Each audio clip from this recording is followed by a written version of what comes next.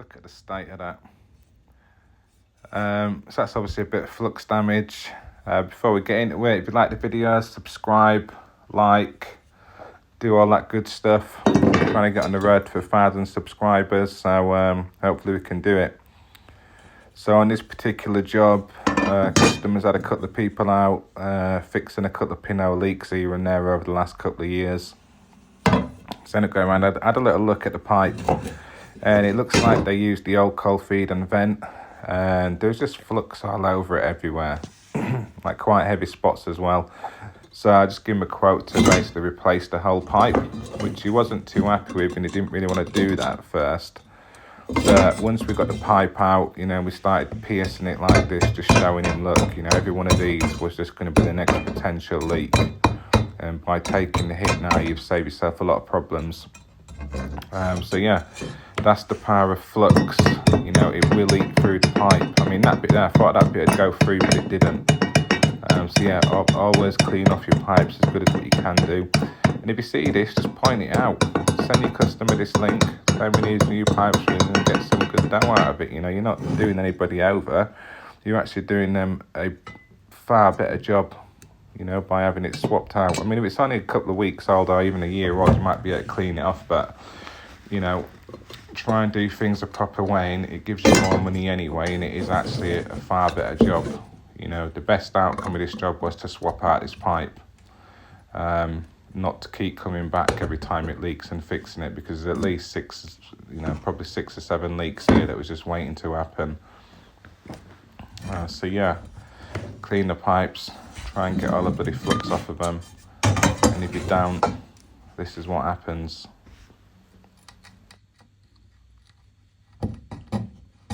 So as you can see, that just pushes straight through. I mean, the metal's just got so thin there at that point. See the green spots on the inside.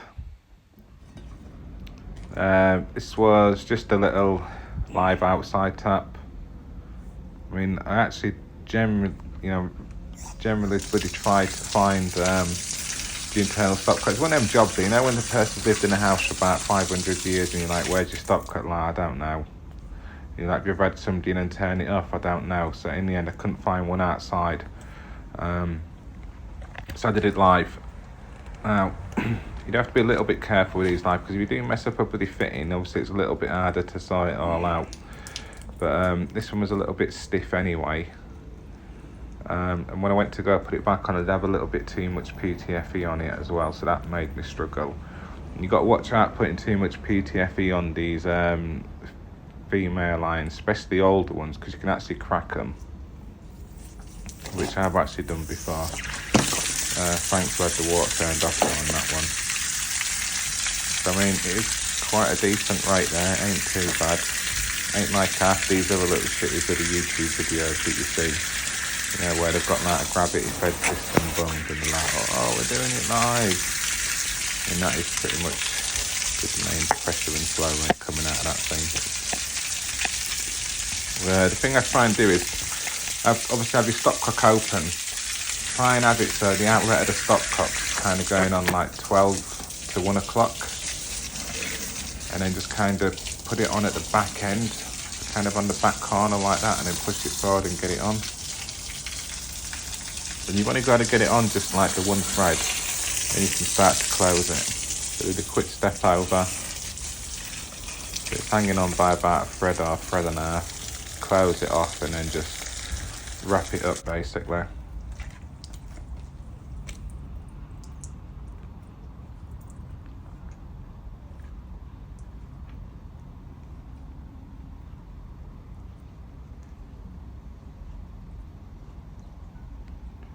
And there we go. Nice and easy.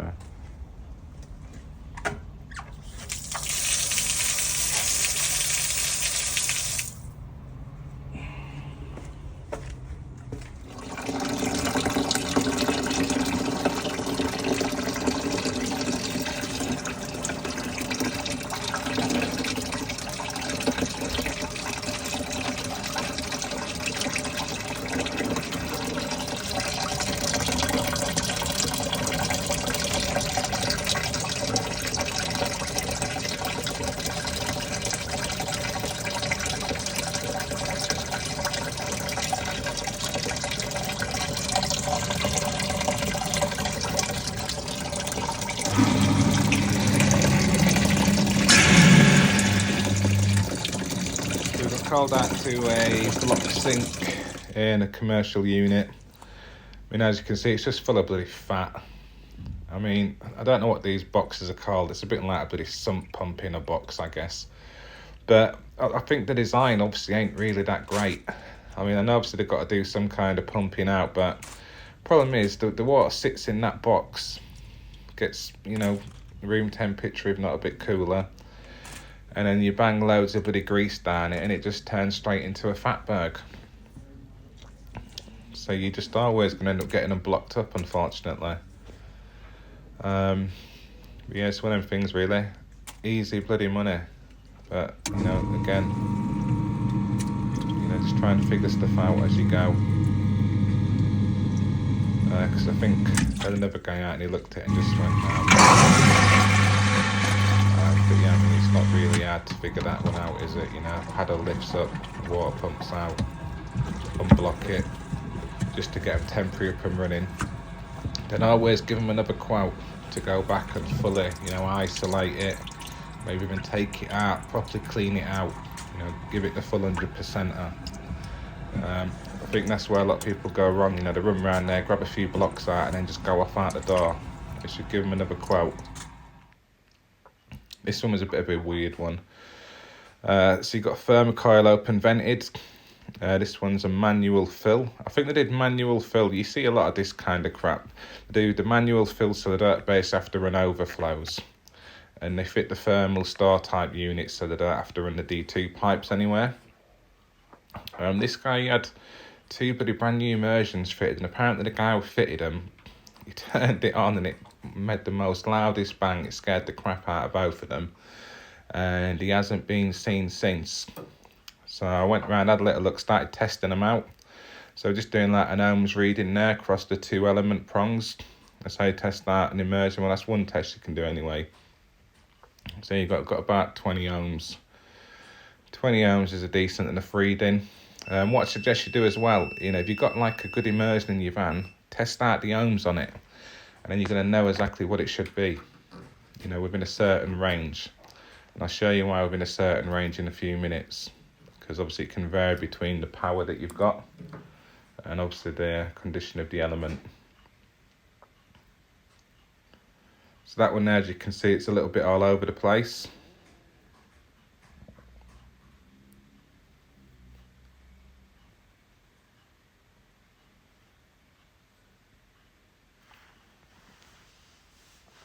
I mean, this one ain't looking too good.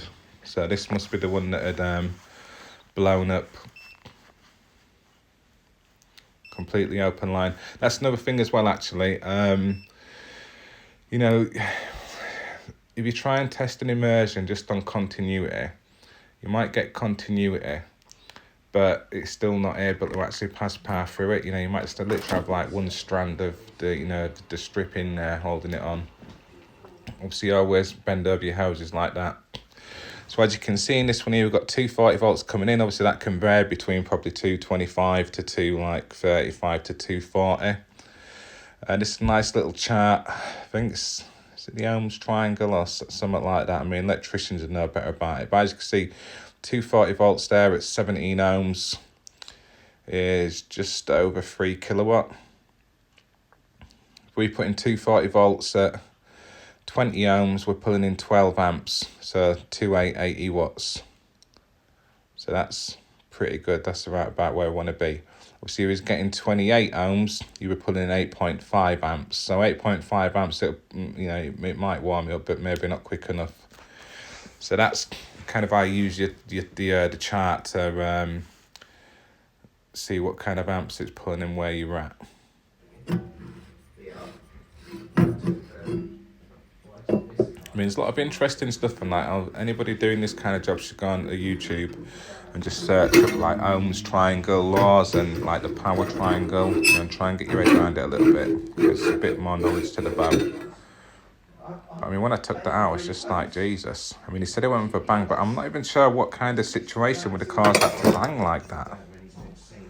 I mean, how is that even possible? I mean, did they put way too much power through it somewhere? I've got no idea what would cause that. But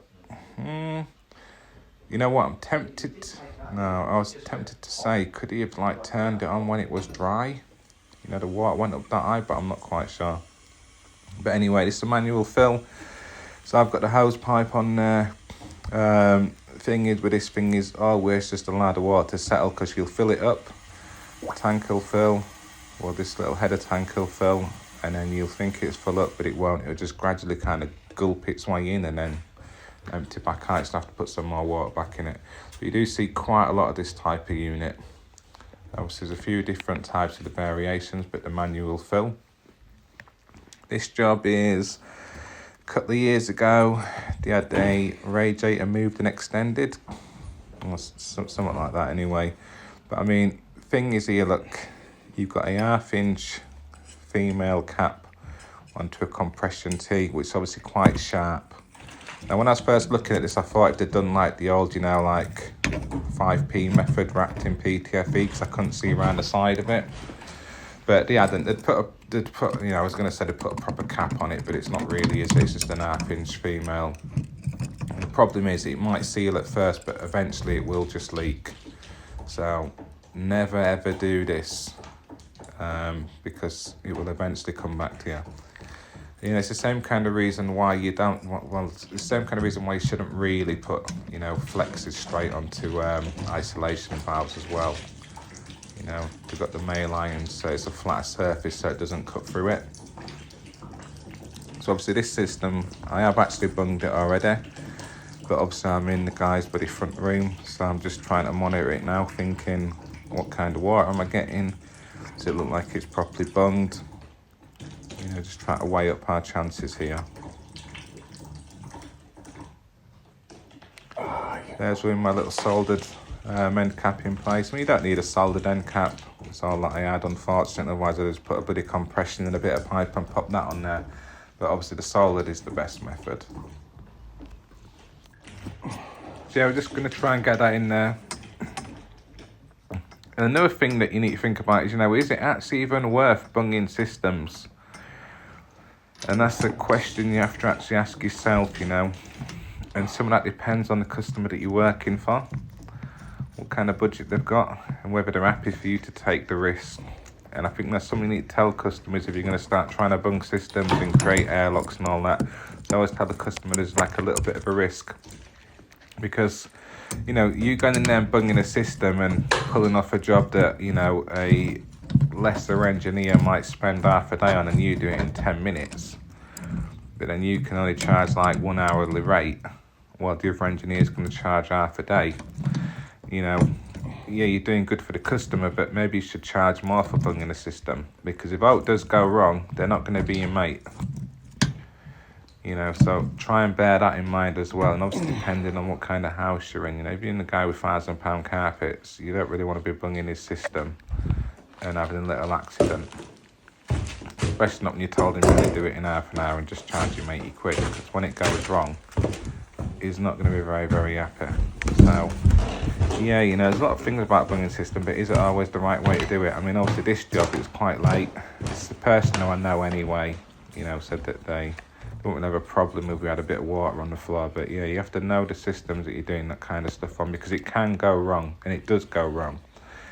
And if it's going to go wrong, was it worth it, is the question that you have to ask yourself. But yeah, now we're just taking out the bungs. Did point out to him, obviously everything appears in a bit of bad condition, and he should maybe think about trying to replace it all at some point. Probably end up doing a combi convert, because he wants to maybe do a loft extension. Whenever you see stuff like this, just point it all out. It doesn't hurt just to let them know anyway. But yeah, that's it. Have a good one. Like and subscribe, please. And we'll see you in the next one.